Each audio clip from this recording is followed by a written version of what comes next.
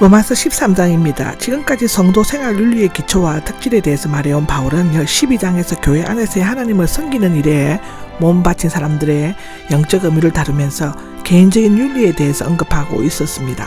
여기에서는 대응하는 시민으로서의 책임과 연관된 사회적인 윤리를 전개하고 있는데, 여기 모두 같은 개념으로 출발하여 국가와 사회와 자신에 대해서 책임을 다해야 한다는 같은 방향으로 나가고 있고, 겸손과 사랑, 복종이 기본 원리가 되는 것입니다. 1절과 7절에서는 국가적 권세에 대해서 복종해야 한다는 복종의 윤리를 다루고 있죠. 각 사람은 세우신 것이기 때문인데, 앞절에 악에서 정복당하지 말고 오로지 오히려 선으로서 악을 정복하십시오라는 얘기를 겉면은 인간관계뿐만 아니라 사회관계도 똑같이 적용되는 원리라는 것입니다. 이 믿음과 사랑의 원리의 근거에서 로마 교인들에게 권면하고 있죠. 각 사람은 직역을 하면 모든 영혼과 모든 생명이지만 히브리적인 표현법으로는 광범위한 의미에서의 모든 사람들을 의미합니다. 정식으로 세워진 권세에 대해 복종하는 것은 모든 인간의 나면서 가진 의무이라고 합니다. 위에서 다스리는 높은 권세들이 나오는데, 문자적으로 더 높은 권세들이며 위에 있는 똑같은 탁월한 권세들, 즉 천사들의 영적 권세가 아니라 국가의 권세들을 지니고 있는 지배 세력, 곧 위정자들을 말한다고 하는데요. 위에서 다스리는 영적 신적 권세라는 의미도 포함되어 있지만 특히 하나님에 의해 제정된 지배 권력을 나타낸다고 할 수 있습니다. 이게 복종해야만 한다고 나오는데, 이 편지를 쓸 당시 이스라엘에는 헤롯 가문의 오랜 기간에 거친 폭정과 로마 제국의 억압 정치가 있었습니다. 바울은 종교적 정치적 지도에 의해 많은 고난을 받았고 또 앞으로 자신의 형제에 의해 죽음을 당하게 될 것입니다. 자칫하면 그리스도인들의 이들에게 복종하지 말고 오직 그리스도에게만 충성해야 한다고 생각하기 쉽습니다. 그러나 바울은 그들에게 복종해야만 한다라고 가르치고 있습니다. 이 단어의 뜻은 자신을 아래에 두다인데, 군사용어로 부하들이 지휘관에게 철저히 복종하는 것을 나타내는데요. 말하자면 단순히 굴복이나 순종하는 것이 아니라 자신의 의사와는 상관없이 전적으로 상관의 뜻에 절대 복종한다는 의미라고 합니다. 그 이유는 현재 존재하는 권세는 하나님에게서 나오고 하나님께서 세우신 것이기 때문이다라는 것인데요. 국가 정부와 권력은 하나님께서 정한 것이며 때와 환경에 따라 왕이나 권력자도 세우시기도 하고 폐하시기도 하신다는 것인데, 따라서 권력을 잡는 합법적이고 하나님의 손안에 있으며 신앙이 있든 없든 선인이든 악인이든 문제가 되지 않을 뿐 아니라 교회에 의해 합법성을 인정받을 필요가 없다는 것입니다. 믿는 자의 영원한 국가는 미래에 있지만 현세를 경멸하거나 반발해서는 안 된다고 요한복음 18장 36절, 빌립보서 3장 20절에는 기록되어 있습니다. 그리스도인은 현세에서 의무를 충실히 이행하면서 영혼을 위해 준비해야 한다는 것입니다. 물론 이것은 정부 권력의 부패나 독재 폭정을 인정하라는 것은 결코 아닙니다. 필요하면 그것을 지적하고 개혁을 부르짖어야만 한다는 것인데, 그러나 어떤 경우에서도 폭력을 서는 것은 자제해야만 합니다.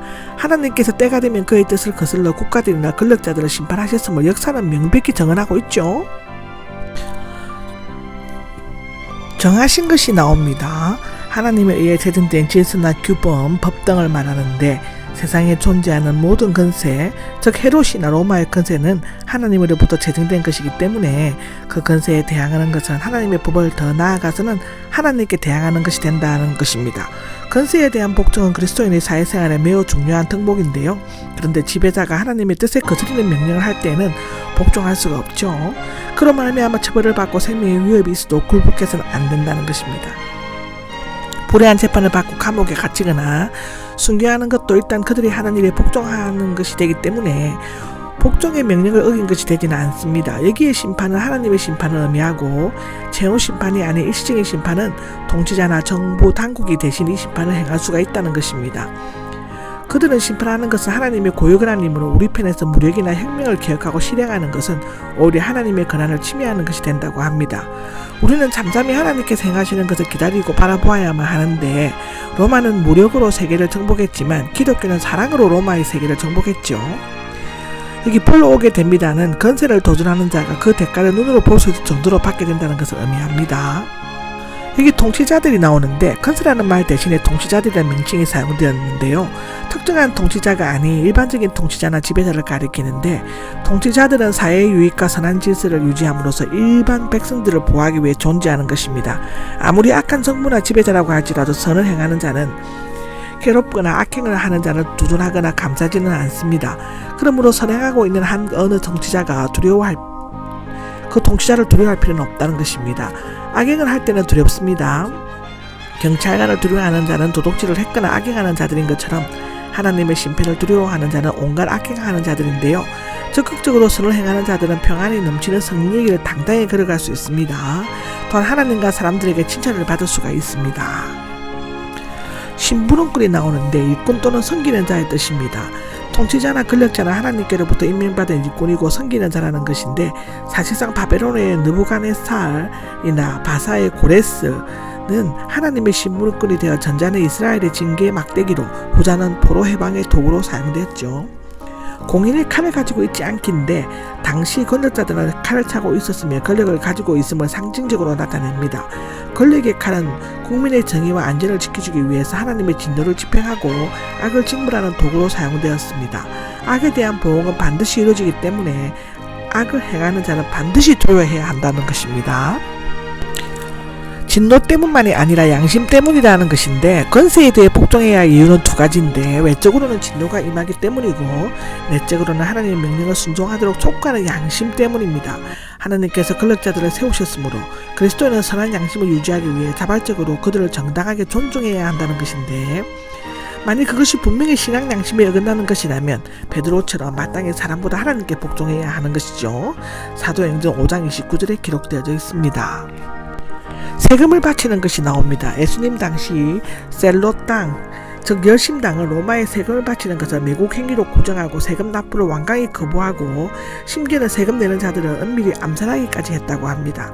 세금 문제에 대해 예수님께서는 가이사의 것은 가이사에게 바치라고 말씀하셨죠. 마태복음 22장 21절은 그렇습니다.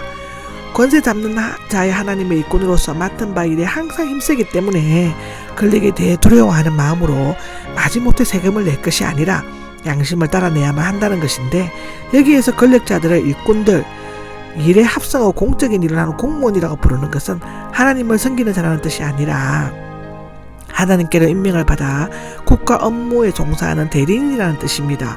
그들은 자신들의 시간과 노력을 다해 백성을 위해 일하기 때문에 마땅히 시민들이 낸 세금으로 보상받을 권리가 있다는 것이죠. 마땅히 해야 할 의무를 다하십시오가 나옵니다. 권력자는 하나님의 일꾼으로 그 일을 하기 때문에 지배받는 자는 지배하는 자들에게 바쳐야 할 의무가 있다는 것이죠. 국민이 국가에 대해 의무, 즉 납세 등을 다하지 않으면 국가가 존재할 수 없습니다. 여기서 네 가지를 건면하고 있는데요. 첫째는 세금을 내야 할 사람에게는 세금을 내라이고, 둘째는 관세를 내야 할 사람에게는 관세를 내라입니다. 세 번째는 두려워해야 할 사람을 두려워하라인데 국가의 권세에 대해 적극적으로 복종하라는 것입니다. 그러나 그리스도인들은 권력자를 두려워하기 전에 그 권력을 주신 하나님을 두려워해야 하는 것이죠. 네 번째로는 존경해야 할 사람을 존경하십시오가 나옵니다. 어떤 관리가 그 직분에 합당한 자질을 갖추지 못해 개인적으로 그를 존경하기 어려울 때는 그들의 지위와 직분을 보고 존경해야죠.